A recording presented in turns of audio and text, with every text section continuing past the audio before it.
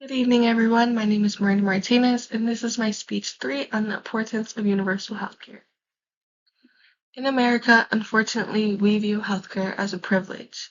Instead, we need to shift our perspective and view healthcare as a basic right that all Americans should have access to, regardless of race, religion, job, homelessness, regardless. We as Americans should have the basic fundamental right to receive care when we're sick, receive preventative care, education, treatment, whatever we need to be healthy, not just when we get sick and are on our last ends. Imagine you wake up in the morning and you have back pain. You can't get up, you can't walk, you can't lift your arms, and your first thought isn't when you're going to see the doctor, it's how am I going to pay for this? And unfortunately, money is a big factor in what drives people away from receiving health care. This is a situation that many Americans have faced. I have been there personally. And in America last year, which is a rising number, 25 million people did not have health care. That is a big number and honestly alarming that this many people don't have basic health care, including equal health care includes access, treatment, and outcomes that need to be baseline and level for everybody. And it also includes prevention, which is including education for patients, promotion, treatment, and rehabilitation. Universal healthcare would have a significant benefit on everybody. It would improve overall healthcare and limit health disparities among Americans. One reason why universal healthcare is important to me in America, over 10 million people suffer from chronic pain, which is long-lasting, persistent pain. And majority of chronic illnesses can be limited in preventative care, which is the least common care that us as Americans receive. Preventative care options are limited in America, especially because we don't receive health care or benefits until we're sick, which is past the point of preventative care, and we need intervention from a doctor.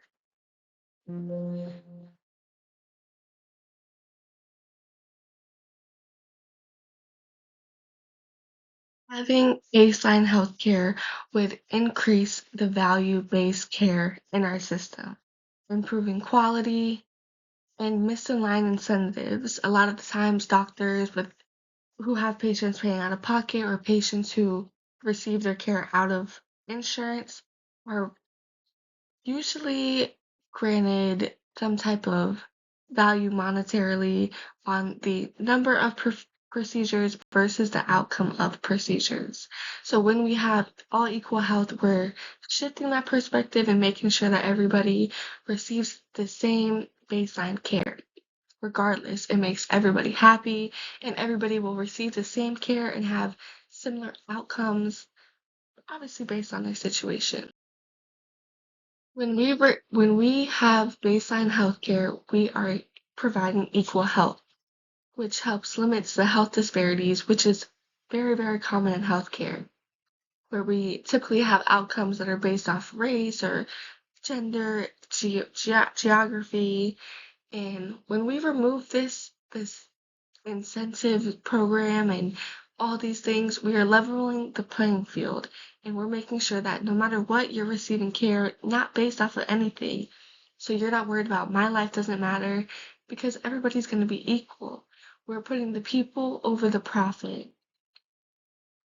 And it becomes so easy to me because I feel like it's common sense that why would we not want everybody to receive care? Why would we not want to have healthy communities and healthy people thriving?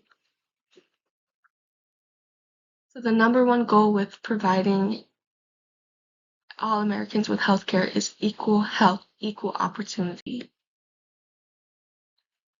And we know that we're able to obtain this because we've seen it done all around the world. We have people who are developed countries similar to the United States who have a higher percentage of excellence of care at a lower cost per capita of the US.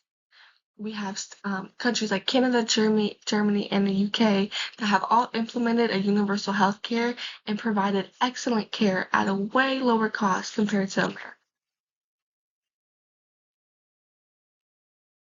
And we also know that we can do it here because we've started it with acts like the ACA, which is the Affordable Care Act, formerly known as Obamacare. So we have something in the United States, but we need something that's universal, something that will cover all Americans regardless. One fear that turns people away from universal health care is the fear of increased taxes, which this would only affect people in higher tax brackets, but in turn will benefit everybody.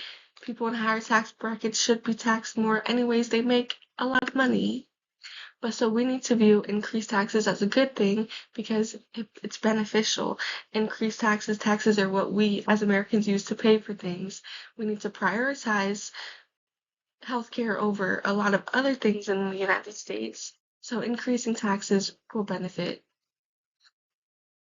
And another thing that turns people away from universal healthcare is long lines or excess wait times, which initially will be an issue because people have been putting off getting care for so long, but in the long run, these times will eventually disappear. Also, with universal healthcare, we'll have options to add more doctors and offices, which will also help decrease the wait time. So in the long run, this line will disappear and you'll be able to see your doctor.